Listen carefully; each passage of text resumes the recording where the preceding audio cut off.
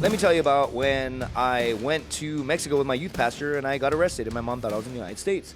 You know, and so like you build it, and I'm going to talk about it next week, so I'm not going to give it away right now. But did he touch you?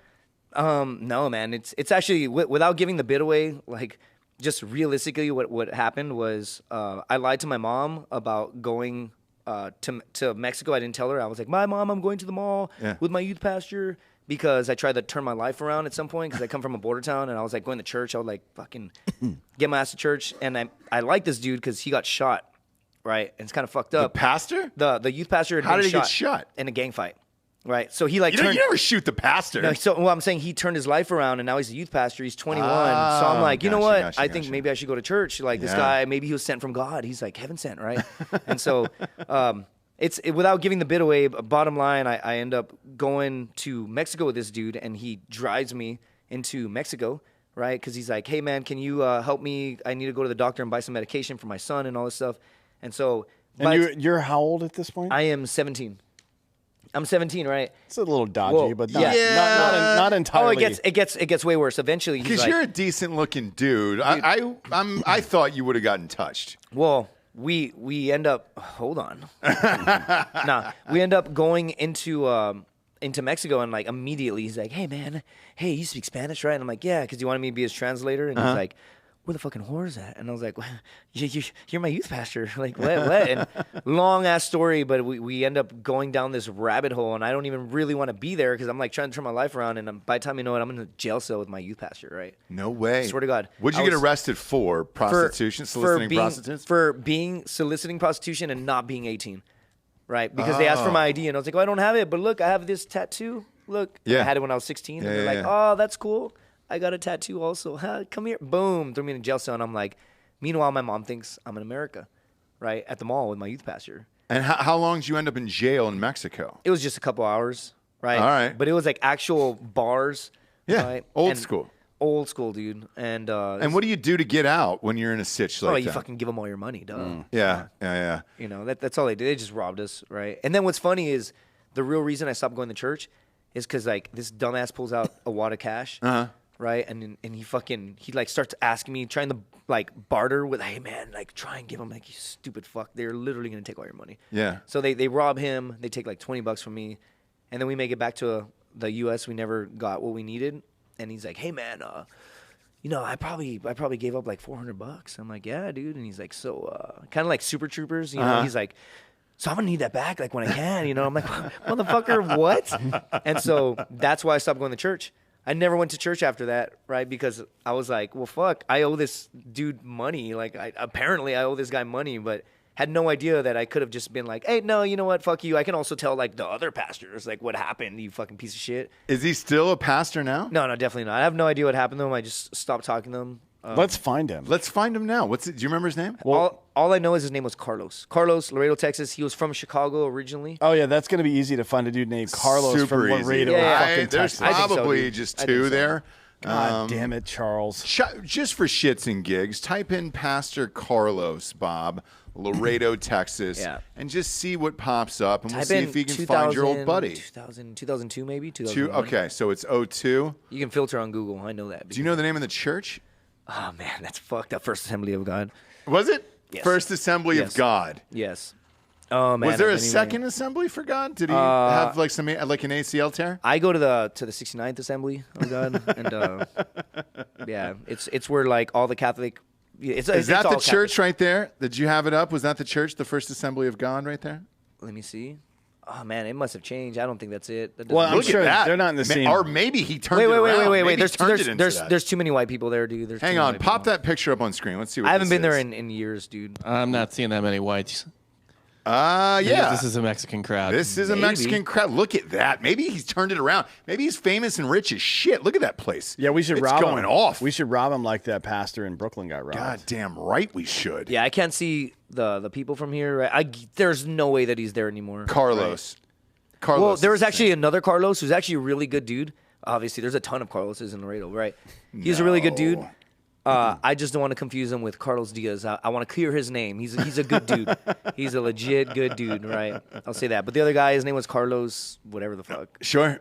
got shot in the leg. And it's perfectly normal to go down to Mexico and look for prostitutes with your pastor and then not even know his last name. Yeah. I actually I'm fine with all that. It's the part where at the end where like it's the game, man. You go to Mexico, you're gonna get robbed by police sometimes. Dude, yeah. Like, you don't blame the fucking 17-year-old. I think 2 out of the last 3 times I was there, we got robbed. Where the police were like, "Oh, hey, your buddy's doing drugs," and I'm like, pulled out something, and I was like, I don't know if my buddy was doing that fucking shit. You know what? The smart move here is to wear gloves all the time and then coat all your money in LSD or something. Yeah, right? yeah. So then when they pick it up, then they start freaking out, tripping balls, dude. Every time, then you take their gun away and murder both of them, right?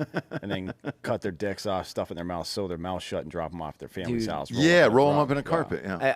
Every time I've ever been to either Tijuana or to Mexico, like Nuevo Laredo, it's never been like, last night was awesome. Never. And I'm from a border town. I used to skip school in 8th grade. Yeah. Right. And this is another border town story. But I used to skip school and be like, hey, Mom, I'm going to school. Bye. And then my friend, I had a buddy, and I could say his name because he's fucking dead now. But his name was Arturo Lopez, right? R.I.P. How'd he die? Yeah, did you do it? Well, hold on. I'll explain everything. Strangulation? Yes.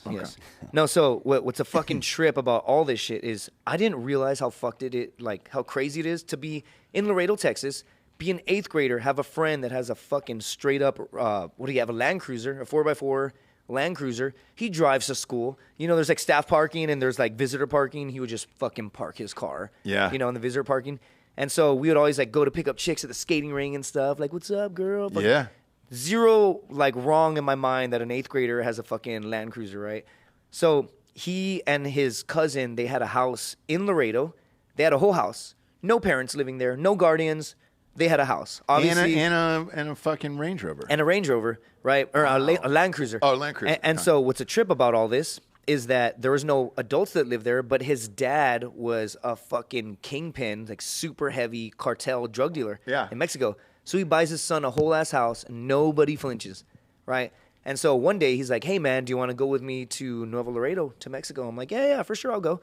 So I skip school, bye mom, going to school, leave at 8 in the morning. My friend picks me up. I've got a ride from my friend. She probably thinks it's his dad, but it's a fucking 8th grader driving. Sure. And he drives me into Nuevo Laredo. Well, it's hard to tell if he's an adult or not because of that super thick mustache. He did actually have a mustache, like straight up. Yeah. And so he also, when you come from Mexico, they like fail you a grade. So to give him some credit, he should have been a 9th grader. Okay. What?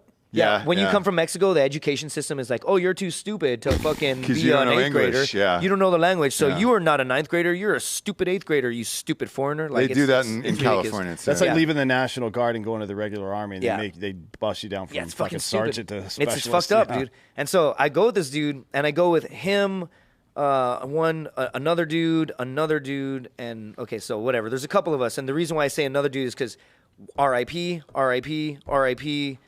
Kid is an actor in L.A. now. He fucking broke the cycle as well. Yeah. And then it's me.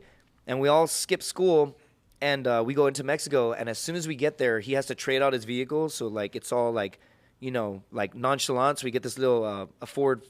It was a Focus, like a real shitty beater one, or a Ford Escort, real tiny one. And so as soon as I walk into this dude's yard, I didn't even think it was crazy to see a dude with an AK. Right, and he's just chilling in the front yard. And he's like, welcome to my house in Mexico. I'm just like, oh, yeah, there's a guy in the fucking front yard with an AK. Nice house? It was all right. It wasn't, like, beautiful, but it was big, you know. And so, whatever, we end up going, and I'm with these dudes who, again, his dad is like a fucking kingpin in Nuevo Laredo. And so we got into one little thing with the cops. They paid him off, and I'm kind of like, oh, my mom, you know, it's like 10 a.m. at this point. And then I don't know what happens, but he starts speeding at some point, and some cops are chasing us. And they're chasing us on the highway, and it turns into a high-speed chase. All my friends are laughing, dude. They're all 8th graders. Saying shit in Spanish. I'm the only one, probably because I'm half white, that's freaking out, right? I'm like, hey, dude, stop. And they're like, no haces joto, like in Spanish. Like, you can say it in Hispanic culture, and today you can't say, don't be gay, because, you know, you'll get canceled. Sure. But in macho, like, Mexican culture, you say, no haces joto. It's like, don't be gay. You know? Yeah. And so I'm like, pleading, like, please fucking pull over, dude. We're in 8th grade, and I'm on a high-speed chase in Mexico. My mom thinks I'm in fucking science class. Like, like, fucking please stop. And so they're like, está bueno, Justin. And they pull over, and a cop draws his pistol, and he starts telling us all this shit. And then my buddy, like, ¿conoces a mi papá? Do you know my dad? My dad is, and he's like, I don't care who your dad is. He's like, my dad is Arturo Lopez. And he's like, oh, hey, pero sorry. I'm so sorry. I'm so sorry. No and shit. Swear to God, the cop lets us go. And I'm like, what the fuck? So to give you some insight, the driver, he's now dead, right? The passenger. In real life? In real life. Okay. Passenger is now dead. The guy in the back seat to my left is now dead. And the guy to my direct left is the only other dude alive, me and him. And we're the only ones that didn't stick with that life. They all stuck with this life, right? They're all taught, they're brought up into it, and they just think it's cool to be like cartel members and shit. And these are the kids that are like 10th grade, like they get in fistfights and they'd say shit in Spanish like, go to Mexico next weekend, fucking pussy, see what happens. And they like meant it. And everybody would be like, shut up. I also got in a fist fight in Laredo, Texas, right? Long time ago where this kid called my house phone. He's like, hey, I'm gonna pick you up. You're gonna finally fight this Mario kid. And I was like, yeah, okay. Like, and my mom had picked up the other phone. So my mom's like, where are you going? I'm like, I gotta go, Mom. I gotta go. Like, no. She's like, no. You're not going anywhere. I'm like, Mom, I have to do this. I have to be a man. I'm like fucking 16. So they pick me up. They take me to McDonald's parking lot. I end up scrapping with some random kid. Did you win? I mean, yeah. Like, it wasn't even that crazy of a fight now knowing what I know. But, like, he was, like, talking to my girl at the time who probably for sure banged him because now knowing our fucking crazy history and shit. Cream pie? Yeah, 100%. Yeah. Oh, God, I miss her. If you're watching, Tina. No, I'm kidding. That's fucking terrible. No, please don't call me. Please don't fucking call me. No, call him, Tina. No. Call him. No, Actually, we'll patch you in. Yeah. Bob, Yeah. can you get Tina on the phone? That'd be great. Is this the youth pastor? Yes. It's Tina. Oh, shit. Yeah. Wait, is Carlos, that the youth? Did you find the youth pastor? No, that's not him. That's not him? I wish it was him. No, dude. Are you guaranteed this man is not involved in the church anymore. Guaranteed. Okay. I don't know. They do a pretty good But- job of hiding people in the church who endanger minors. Yeah. A lot of churches do a good job of that. Yeah, going back to the fucking Laredo thing, right? And the gangster bullshit. I end up finding this dude. I beat him up, and my mom had fucking followed me, and I didn't realize it. So I'm beating this dude up. Did you beat her up too? Yes, I beat her up too. Mom, if you're Fuck watching you, this, Mom. Yeah. Also RIP.